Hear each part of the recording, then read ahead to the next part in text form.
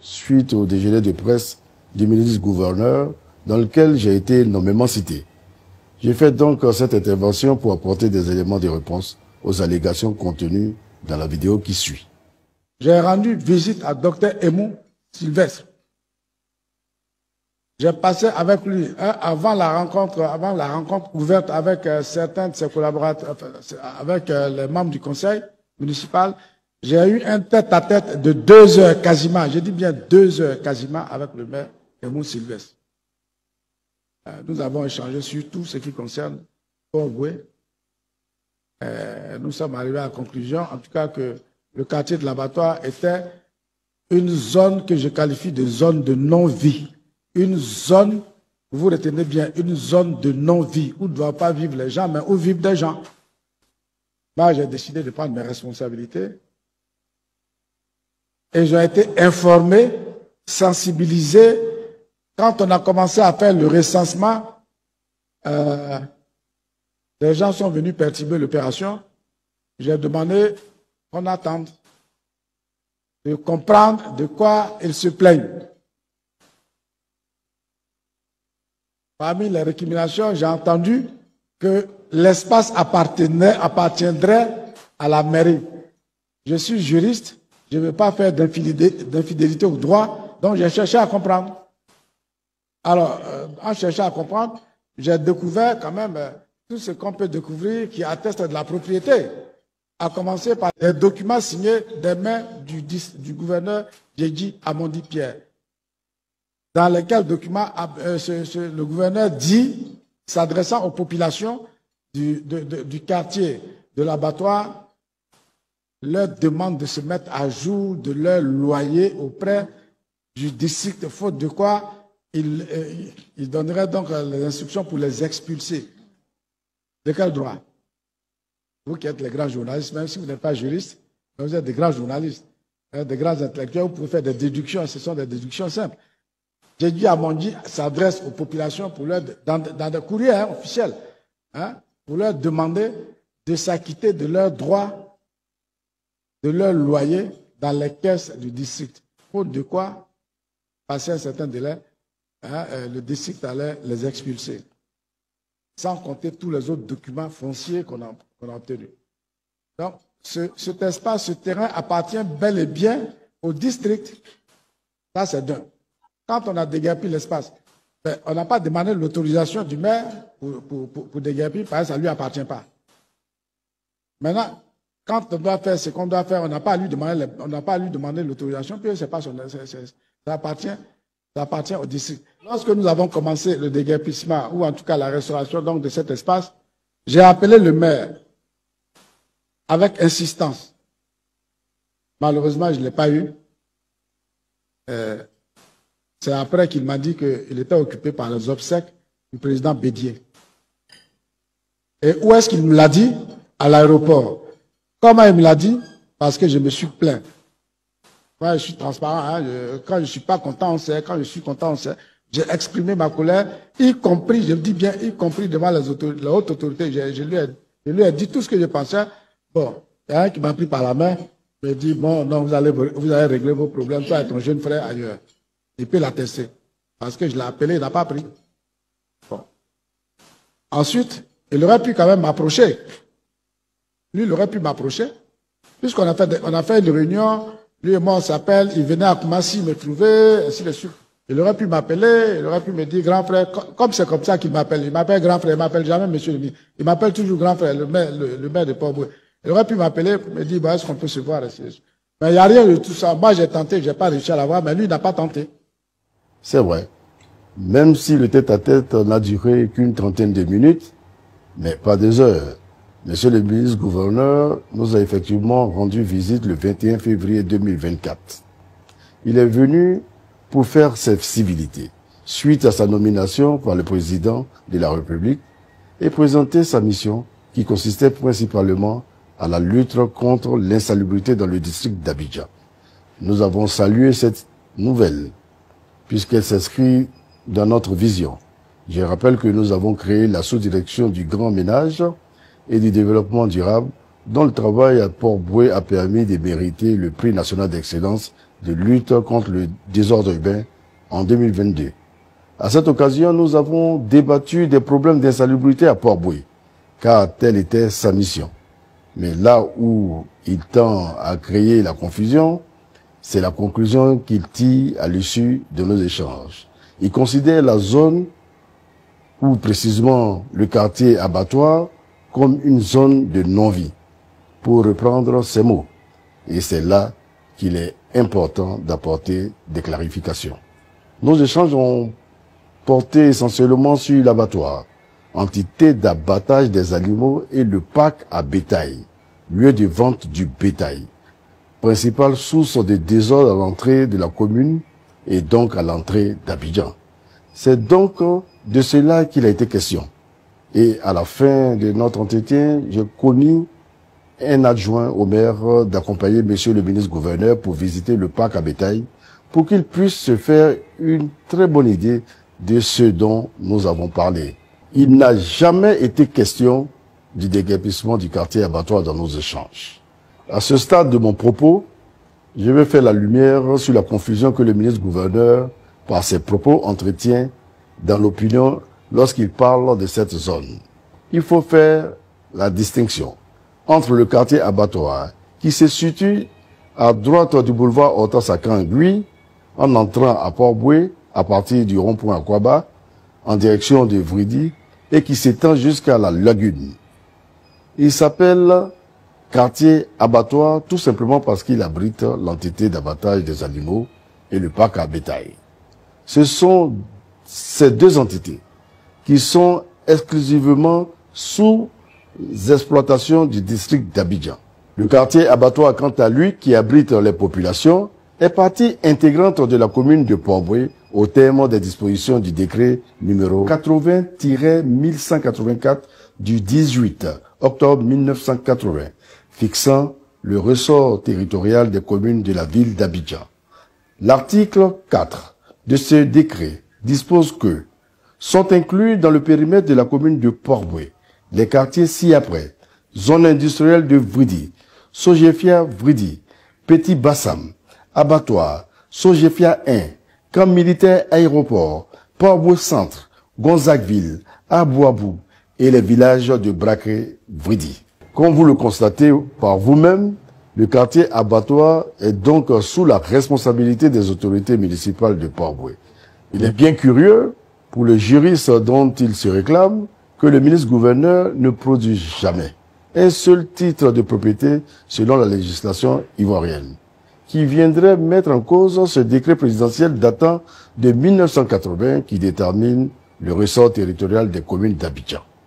Pire, face à ce décret, monsieur le ministre-gouverneur, dans un communiqué, s'est vu obligé de brandir une loi coloniale, notamment la loi numéro 55-1489 du 18 novembre 1955, portant réorganisation municipale en Afrique occidentale française, en Afrique équatoriale française, au Togo, au Cameroun et à Madagascar, ainsi qu'un acte délibératif numéro 11-56 CP du 6 décembre 1956, alors que le décret de 1980, que nous avons cité plus haut, conclut à son article 13 en ces termes: le présent décret abroge toute disposition antérieure contraire.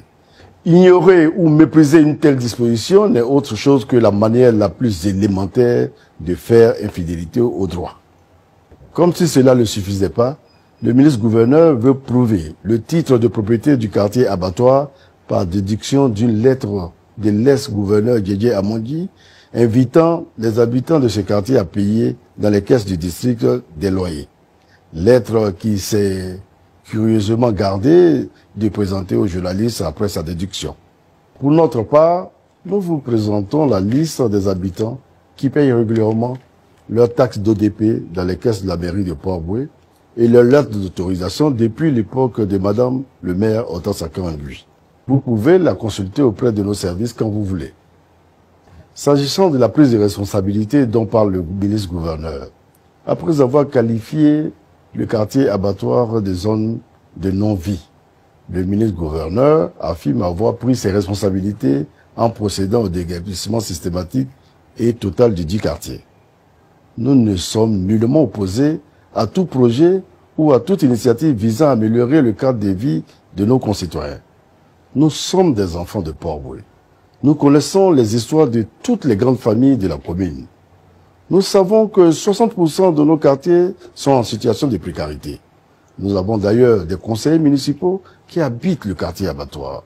À Port-Bouët, les autorités municipales se gardent de traumatiser leur population parce que ce sont nos parents, ce sont nos familles, contrairement à ce qui s'est passé dans une commune juste à côté. Suivez mon regard. Notre vision, notre politique, ce n'est pas de chasser nos populations sur les terres qu'elles occupent depuis très longtemps, mais plutôt d'améliorer leurs conditions de vie et leur assurer une sécurité foncière. Nous avons donc adopté comme principe de gouvernance, comme nous le leur avons promis, de protéger nos administrés. Le conseil municipal de Port-Bouët que j'ai l'honneur de diriger et moi-même, pour y joindre l'acte à la parole, nous avons initié un projet pilote de restructuration, c'est-à-dire la viabilisation des quartiers en situation de précarité, les rendant ainsi modernes sans avoir à déplacer qui que ce soit. Ce projet pilote est en cours d'achèvement avec l'aide du ministère de la Construction et du Net dans le quartier Éléphant-Cocoterre de Gonzague-Ville. C'est dans l'attente d'étendre cette expérience à d'autres quartiers en situation de précarité, tels que le quartier de l'Abattoir, que nous avons initié de grands projets. Dans le quartier de l'Abattoir, nous avons réalisé l'extension du réseau électrique, l'éclairage public, le réseau d'assainissement, la construction d'un terrain omnisport et la mise en place de 2 comités de gestion des quartiers pour être informés au quotidien de leurs préoccupations. Comment est-il donc possible d'engager de tels investissements et se faire complice d'un projet de déguerpissement comme le prétend le ministre-gouverneur? Non, il ne s'agit pas de ma personne, il ne s'agit pas non plus du conseil municipal que je dirige. C'est vrai que nous sommes habitués à ce type d'action depuis un certain temps dans le district d'Abidjan et on sait qui en a l'auteur. Il n'a donc pas besoin d'insinuer que nous sommes complices de son projet. D'ailleurs, il affirme dans sa vidéo qu'il n'a pas besoin de m'avertir avant de passer à l'acte. Et c'est ce qu'il a fait. Il dit qu'il m'envoie appeler sans succès. C'est vrai qu'il m'a appelé. Et je n'ai pas répondu. Tout simplement parce qu'il avait fini de tout détruire. La bienséance aurait voulu qu'il le fasse avant. Ce déguerpissement des populations s'est déroulé nuitamment, pendant une période de forte pluie et d'examens scolaires à grand tirage, jetant ainsi plus de 4500 foyers dans les rues sans assistance, sans recasement préalable, sans accompagnement de quelque nature que ce soit. Des déguerpissements pour des projets gouvernementaux, nous en avons eu en Côte d'Ivoire, à l'image de Washington qui a créé Biabour, Port-Bouët qui a créé Port-Bouët 2 à Yopougon, le pont HKB qui a créé le quartier à Lundan, CTO à Makori sans fil, pour ne citer que cela. Nous voulons donc affirmer, pour répondre aux allégations du ministre-gouverneur, que le quartier abattoir est bel et bien la propriété de la commune de Port-Bouët. De plus, j'invite monsieur le ministre-gouverneur à parcourir les textes de loi.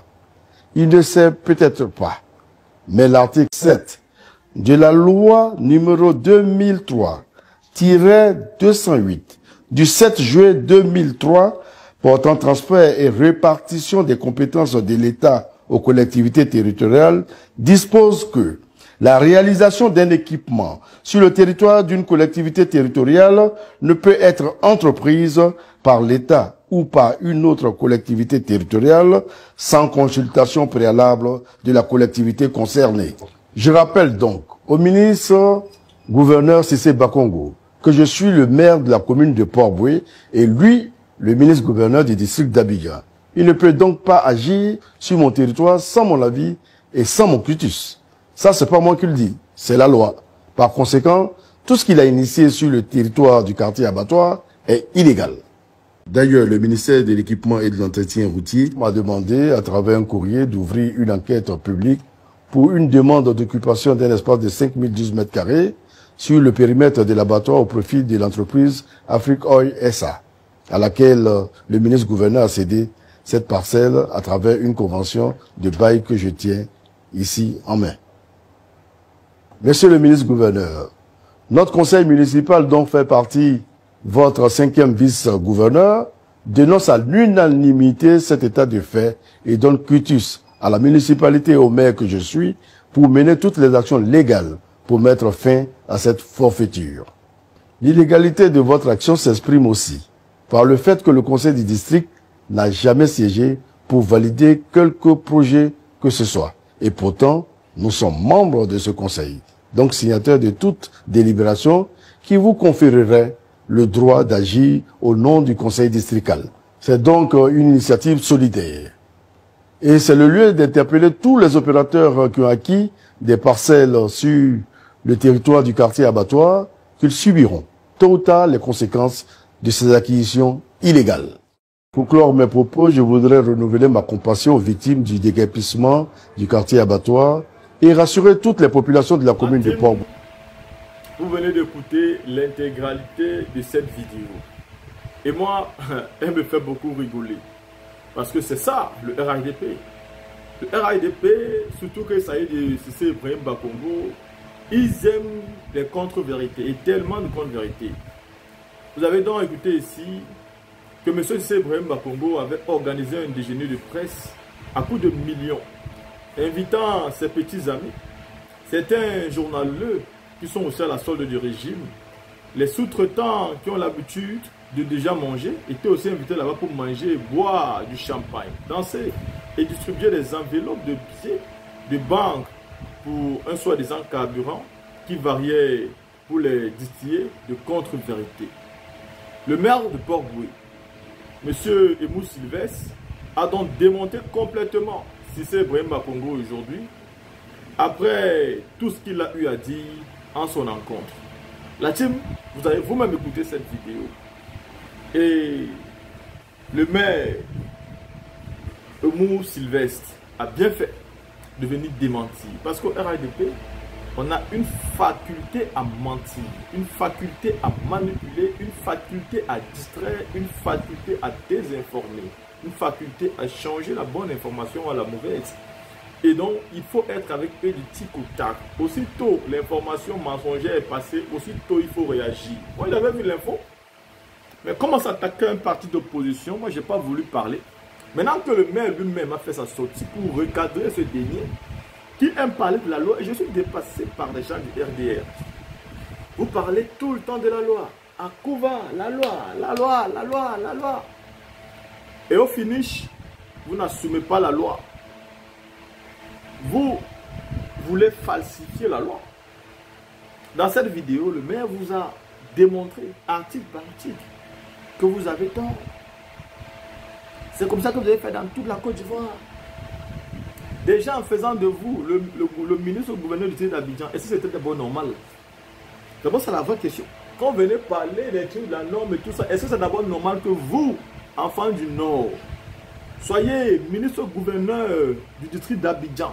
Et pourtant, il y a des agents. Et ça a toujours été comme ça, respecté par tous les présidents, en dehors de vous, qui est venu faire aujourd'hui un désordre absolu. Cassé partout, mettre les gens au dehors, obligeant à dormir dans des cimetières, cassant des écoles, empêchant comme ça des enfants de finir leur année académique tranquille. Non, non, non, non, non, non, non, non. C'est pas comme ça. Donc bravo.